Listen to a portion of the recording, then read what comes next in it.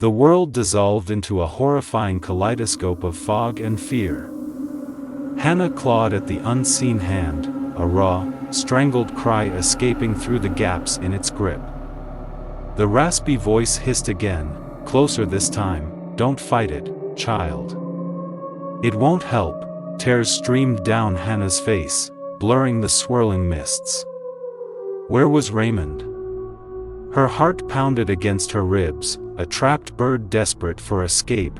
Suddenly, the pressure on her mouth lessened. She gasped, sucking in a lungful of cold, fog-laden air. "Look," the voice rasped, tinged with amusement. Hannah squinted through the swirling mist, her eyes adjusting to the dimness. A shadowy figure stood before her, tall and gaunt, its form obscured by the fog. Two glowing red orbs pulsed where its eyes should be. "Who are you?" Hannah whispered, her voice trembling. "A friend," the figure chuckled, the sound like dry leaves rustling in a cold wind. "A friend who can offer you answers," fear warred with a desperate need for knowledge. Raymond. What had happened to him? "Where's Raymond?" Hannah choked out. The figure tilted its head, the red eyes glowing brighter.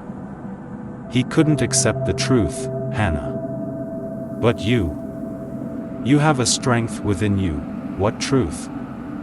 Hannah's voice, though still shaky, held a hint of defiance.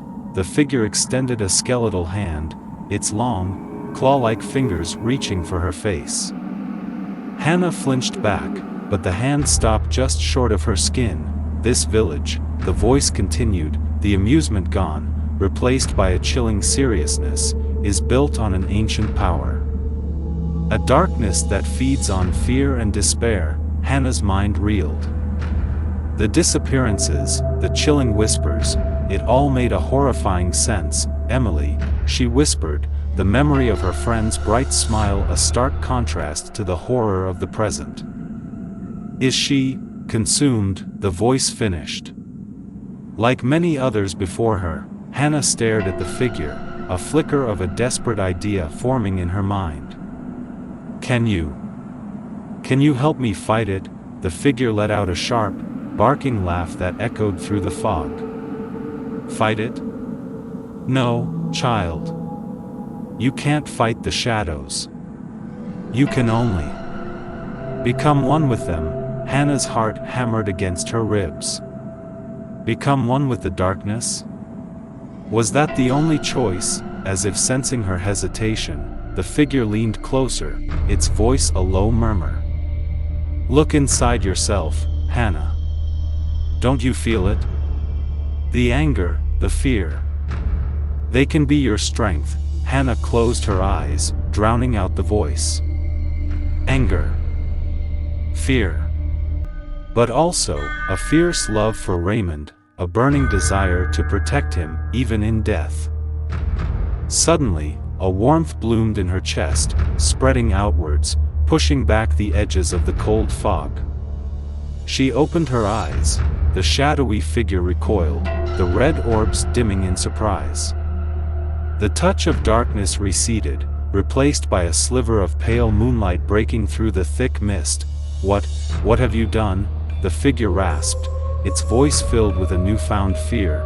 A chilling certainty filled Hannah. She didn't understand it, but something within her had awakened. A power born of grief and determination. "I won't be your victim," Hannah whispered, her voice no longer trembling, but filled with a steely resolve. "And I won't let you take anyone else." The figure lunged for her, its claws outstretched. But Hannah was ready. The warmth within her surged, radiating outwards. A blinding light erupted, pushing back the darkness. The figure shrieked, a sound of pure terror, as it was enveloped by the light. It writhed and contorted, its form dissolving into wisps of dark smoke that dissipated into the swirling mist. The light around Hannah subsided, leaving her alone in the now thinning fog. The moonlight bathed the clearing in an eerie glow. Hannah scanned the area, her heart pounding. No sign of Raymond. But somewhere in the distance, She thought she heard a faint groan. Hope surged through her. She stumbled forward, her eyes searching through the dissipating fog. Could it be? Just ahead, a dark shape lay sprawled on the ground. As Hannah drew closer, her breath caught in her throat. It was Raymond, unconscious, but alive.